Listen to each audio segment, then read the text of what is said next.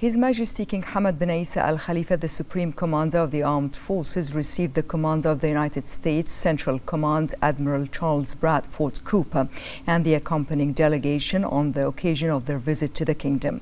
His Majesty the King lauded the close relations and ongoing coordination between Bahrain and the United States of America, as well as the continued progress in cooperation across various domains, mainly in defense and military coordination. His Majesty underscored the friendship and alliance between the two countries. His Majesty highlighted the pivotal role of the United States in safeguarding regional security and stability and promoting international peace.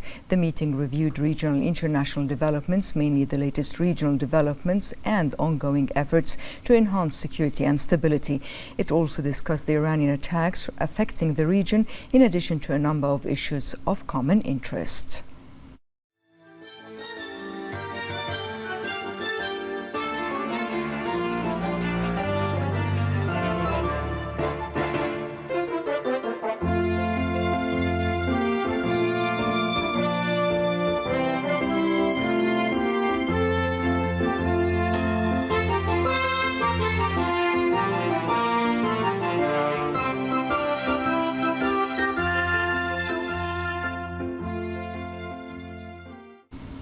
The Minister of Foreign Affairs, Dr. Abdulatif bin Rashid Al Zayani, held a media stakeout ahead of the emergency meeting of the UN Security Council convened at the request of Bahrain.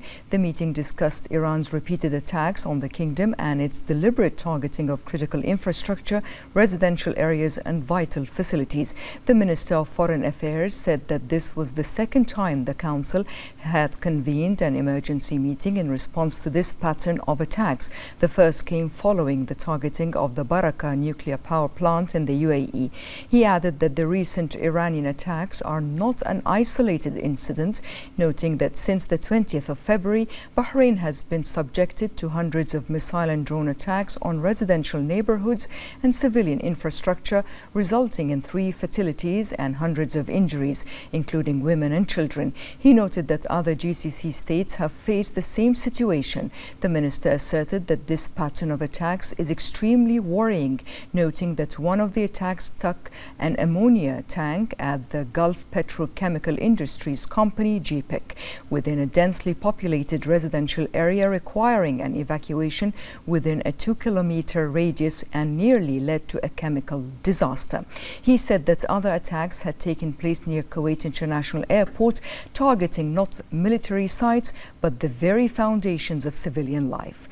He added that Security Council meeting goes beyond Bahrain as it concerns the UN Charter, the protection of civilians and the authority of the Council, which in its resolution 2817 condemned these attacks and called for their cessation, yet they continue. The minister stated that Bahrain is committed to peace, dialogue and stability and will continue to exercise restraint while fully preserving its inherent right to self-defense under Article 51 of the Charter. He called for an end to these attacks, for the implementation of the Council's resolutions and for international obligations to be respected.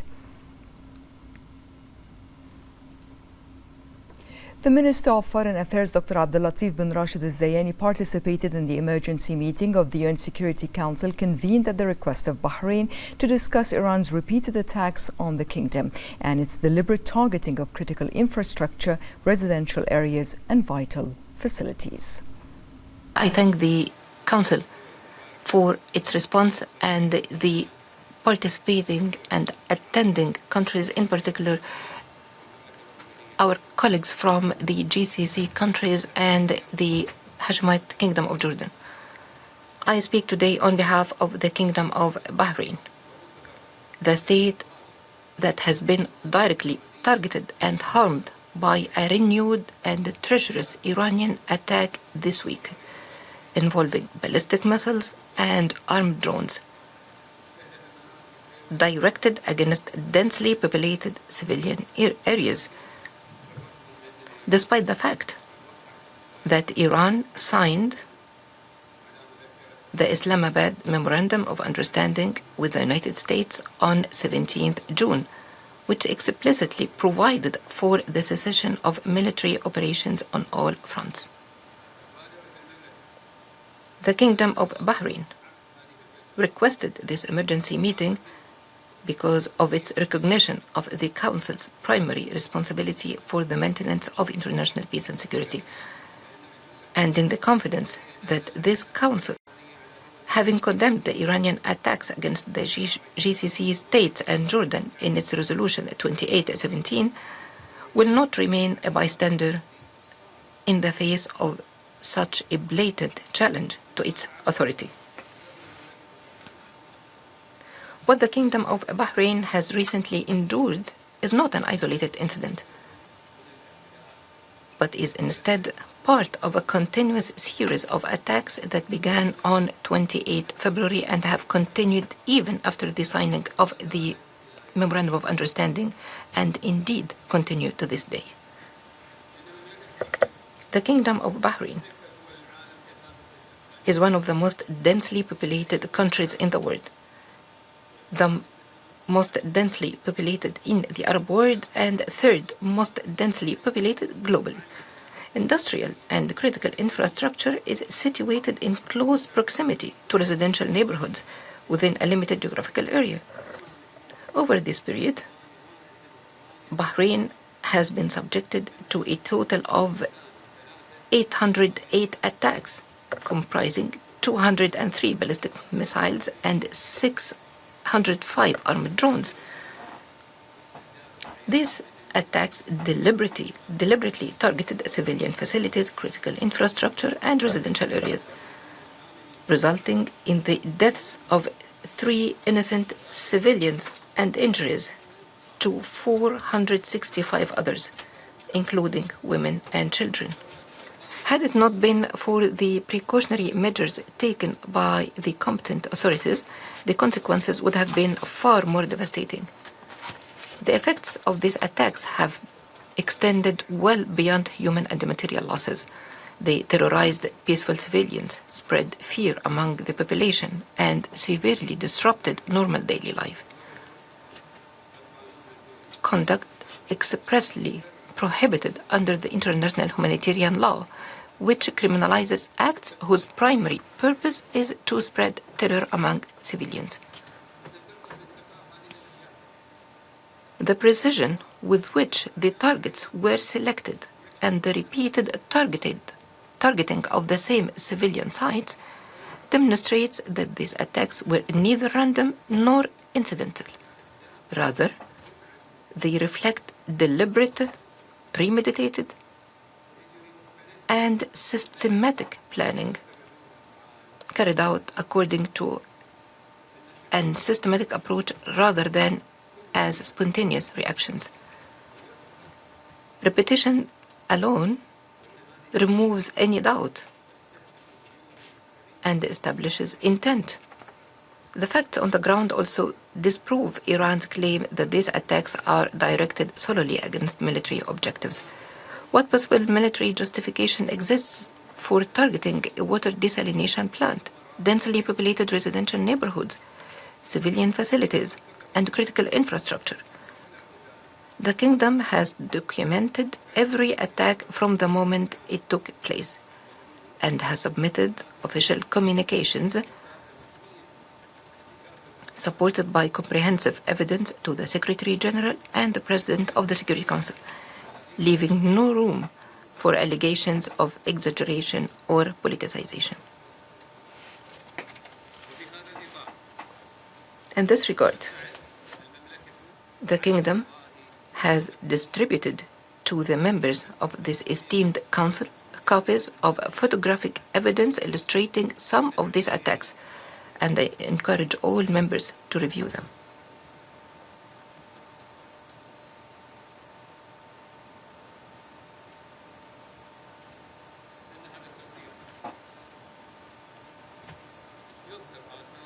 This visual documentation shows the damage inflicted on vital industrial facilities, occupied residential buildings,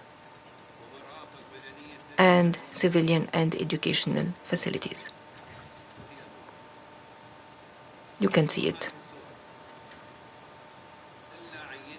These images represent only a small sample of the overall destruction. Yet, they are sufficient to reveal the true nature of these attacks.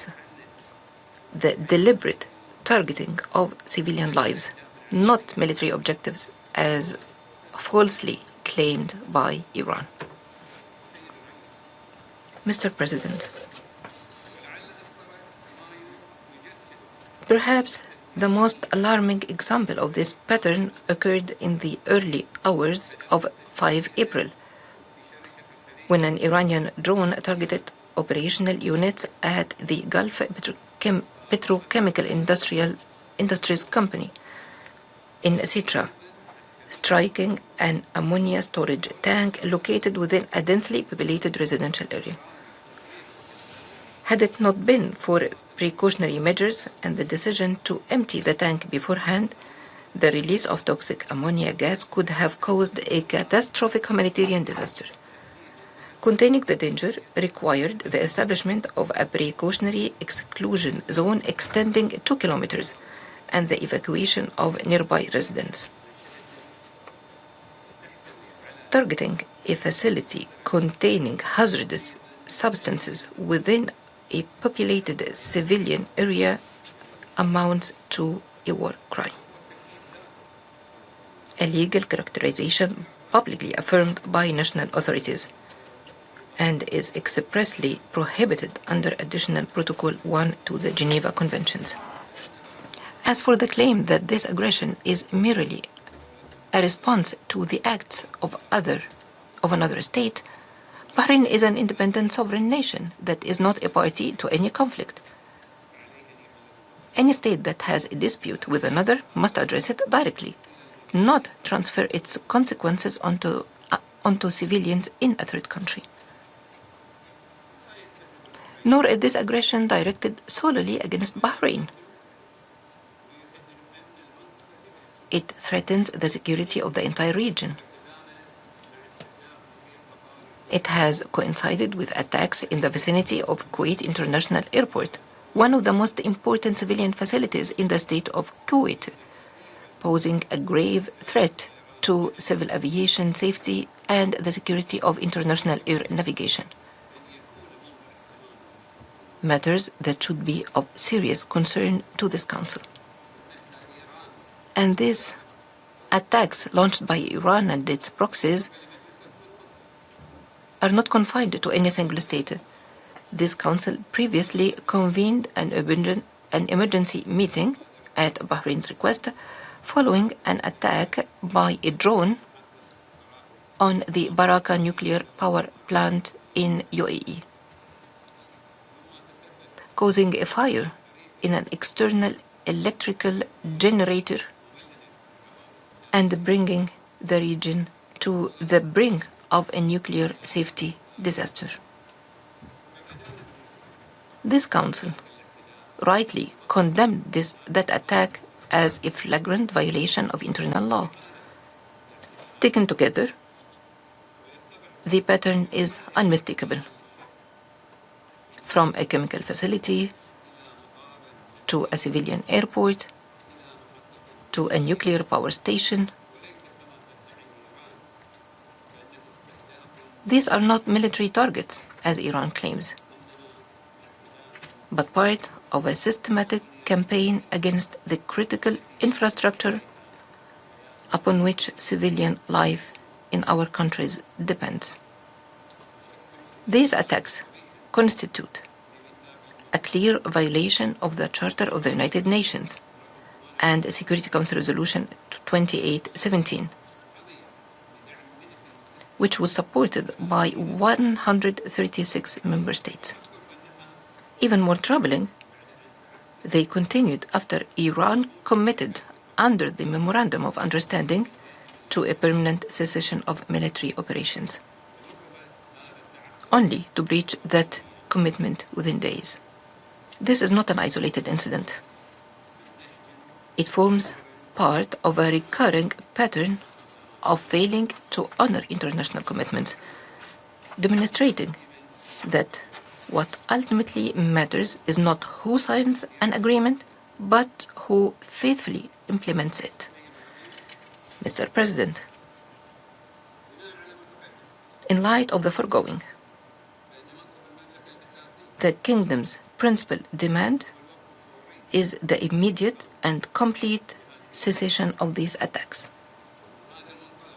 Accordingly, the Kingdom calls upon this esteemed Council to reaffirm its condemnation of the repeated Iranian attacks, require the Iranian regime to cease them immediately, and fully comply with Resolution 2817 and its obligations under international law,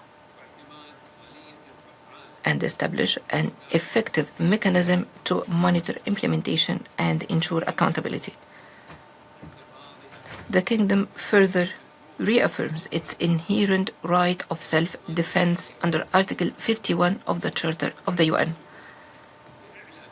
while remaining fully committed to exercising the utmost restraint and to pursuing peaceful solutions. The credibility of this Council is measured by its ability to protect peaceful nations and deter aggressors. The value of its resolutions lies not in their adoption, but in their implementation. What value does a resolution have if its violation carries no consequences? The beginning and end of this matter is simple. These attacks must stop immediately. We are confident that this Council will rise to that responsibility. Thank you, Mr. President. Minister of Education Dr. Mohammed bin Mubarak Juma met with senior leadership teams from intermediate government schools that will offer the International Baccalaureate or the IB Middle Years program starting from the next academic year. The schools are located across all governorates of Bahrain. The meeting included school heads, principals, assistant principals and officials responsible for educational operations in the education directorates. Dr. Juma congratulated the school leadership teams on their selection to lead the first phase of implementing the IB Middle Years program in government schools. He lauded their efforts in preparing for the implementation of the educational initiative and discussed with them the responsibilities and objectives of the next phase. The Education Minister also met with a group of teachers who met the selection criteria by achieving the highest evaluation results to join the teaching staff that will deliver the IB Middle Years program curriculum. He expressed appreciation for their outstanding performance and confidence in their ability to ensure the successful implementation of teaching and learning processes in the selected schools. The Minister of Youth Affairs, Rawan Tawfiqi, announced that the 15th edition of Youth City 2030 will launch on July 12th with 256 training programs and 10,650 training opportunities, marking the largest edition since the initiative was launched. The Minister said Youth City 2030 is expected to attract more than 6,000 young participants compared with 5,309 last year, while the number of training opportunities will increase from 6,953 in 2025 to 10,650 this year. The program will offer 256 training programs compared with around 230 last year, including more than 150 new programs focused on future skills and promising sectors. Organized by the Ministry of Youth Affairs in cooperation with the strategic partner Labour Fund Tamkeen, the initiative is expected to bring together more than 105 partners from the public, private and civil sectors, expanding the range of opportunities and experiences available to Bahraini youth. The Minister said this year's edition will provide training across 5 main areas: the Entrepreneurship and Leadership Center, the Arts and Culture Center, the Science and Technology Center, the Media and Digital Innovation Center, and the Sports City, which will be managed in cooperation with the private sector. She called on Bahraini youth to benefit from the opportunities offered by the Youth City 2030 to develop their skills, gain practical experience, and enhance their readiness for the labor market. Chief of Staff Lieutenant General Diab bin Zakr al-Noaimi took part in the Military Strategic Partner Dialogue held at the Bahrain Defense Force with the participation of Chiefs chiefs of staff from the armed forces of GCC and neighboring countries. The Chief of Staff expressed his pleasure at participating in the event, reaffirming Bahrain's steadfast commitment to fostering constructive engagement with neighboring countries, allies and partners to exchange views and strengthen military cooperation through strategic dialogue. He expressed his sincere appreciation to U.S. Central Command Commander Admiral Charles Bradford Cooper for his efforts in supporting the strategic military dialogue. He also welcomed the participating chiefs of staff, commending their continued commitment to boosting cooperation in a manner that serves regional security, stability and prosperity. The Chief of Staff conveyed the greetings and appreciation of BDF Commander-in-Chief Field Marshal Sheikh Khalifa bin Ahmed Al Khalifa and his best wishes for the success of the conference. He underscored the importance of strategic military dialogue in developing shared perspectives and approaches that reinforce regional security and stability. He noted that the region is witnessing rapid developments and profound geopolitical changes following Iran's unlawful and hostile attacks targeting the kingdom's security, national sovereignty and civilian infrastructure. The Chief of Staff added that given the region's exceptional geopolitical and economic significance to the international community, it is essential to recognize current and future challenges and to formulate comprehensive strategic responses based on a shared vision. He stressed the importance of closer cooperation, greater cohesion and stronger coordination to address evolving threats effectively. He affirmed that Bahrain will continue to pursue a balanced and proactive political and defense policy founded on enhancing Gulf cooperation and strategic partnerships with allies and friendly countries in a manner that serves shared interests and common aspirations. Ministry of Works Under Secretary Sheikh Mishal bin Mohammed Al Khalifa announced the completion of a new two-lane U-turn on Sheikh Khalifa bin Salman Highway at its junction with Zallaq Highway for traffic heading north towards Manama. The new link has now been opened to motorists as part of the ministry's ongoing road improvement program to enhance traffic flow across the kingdom. The 1.3-kilometer route is designed to improve access to communities east of Sheikh Khalifa bin Salman Highway, including Rafah, by reducing journey distances, easing traffic pressure at the Zallaq Highway junction and improving overall traffic movement in the area. The scheme also included widening the right turn connection from Zallaq Highway onto Sheikh Khalifa bin Salman Highway to 2 lanes, as well as carrying out the necessary utility diversion and protection works. The Undersecretary said the project forms part of the ministry's broader strategy to upgrade Bahrain's transport infrastructure through targeted road projects that improve network efficiency, facilitate smoother journeys, and enhance road safety for all users.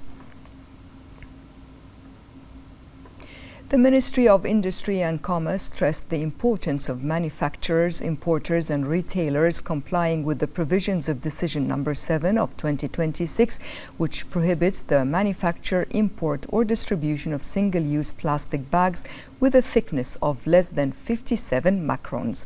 In this regard, the ministry's Assistant Undersecretary for Domestic and Foreign Trade, Sheikh Hamad bin Salman Al Khalifa, called on all parties to make use of the remaining time to complete the necessary procedures before the decree takes effect on August 20th, 2026. He noted that the ministry is proceeding with the implementation of the decision in accordance with approved legal and regulatory frameworks and in coordination with the Supreme Council for the Environment as part of efforts to support national initiatives aimed at protecting the environment and achieving the Sustainable Development Goals. He said that the decision excludes bags used for collecting household waste, hazardous healthcare waste, pre-packaged food bags, and bags manufactured for export.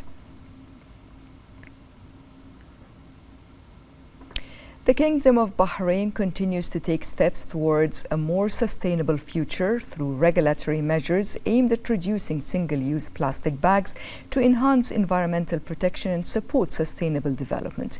More in this report.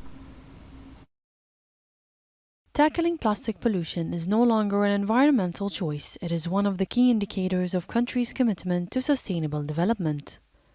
In this regard, the Kingdom of Bahrain is proceeding with regulatory measures aimed at reducing the environmental impact of single-use plastic bags, as part of a comprehensive vision that balances environmental protection with resource sustainability. With effect from August 20th, the decision to ban the manufacture, import and distribution of single-use plastic bags less than 57 microns will come into force, which aims to reduce plastic waste, minimize polluting the environment, and promote reuse and reliance on sustainable alternatives. This decision is in line with Bahrain's Economic Vision 2030 and the National Policy on Single-Use Plastics, which supports the circular economy, promotes safe waste management, and improves recycling efficiency, while also encouraging the use of cloth, paper, and biodegradable bags. These measures are becoming increasingly important in light of global environmental challenges, as estimates from the United Nations Environment Programme indicate that the world consumes around 500 billion plastic bags annually, and only 9% of all plastic produced is recycled. Plastic waste causes the death of around 100,000 marine animals every year. Through these measures, the Kingdom of Bahrain affirms that the shift towards more sustainable consumption patterns is not limited to the enactment of legislation, but is based on fostering public awareness and encouraging responsible environmental practices, which enhances quality of life and preserves natural resources for future generations. The third edition of the Bahrain Summer Toy Festival, organized by the Bahrain Tourism and Exhibitions Authority in collaboration with Biyun Dana Amphitheatre, has opened at Exhibition World Bahrain. The 35-day festival will offer a wide range of family-friendly entertainment and interactive experiences as part of Bahrain's summer events program. The third edition is the festival's largest and most diverse to date, featuring expanded exhibition space, enhanced interactive attractions, and several experiences being introduced in the kingdom for the first time. The festival is expected to further boost Bahrain's position as a leading destination for family entertainment and domestic and regional tourism during the summer season. As part of the government's ongoing efforts to enhance the quality of public services and re-engineer service delivery, the Labour Market Regulatory Authority has upgraded its recruitment agency licensing service.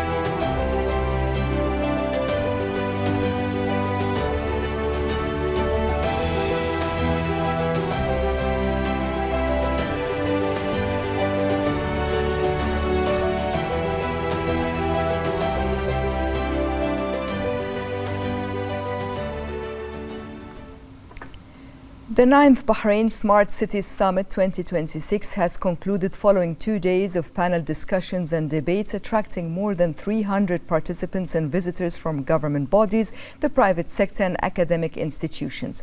A select group of experts, speakers and decision makers from Bahrain, the GCC and a number of other countries gathered to discuss the latest trends in smart cities, digital transformation and sustainable urban development to strengthen partnerships that support building smarter and more sustainable cities. The summit underscored the importance of continuing to boost regional cooperation, exchanging knowledge and expertise, and drawing on best practices and pioneering experiences in the field of smart cities. This is to support sustainable urban development efforts and create cities that are more efficient, sustainable, and capable of meeting future demands.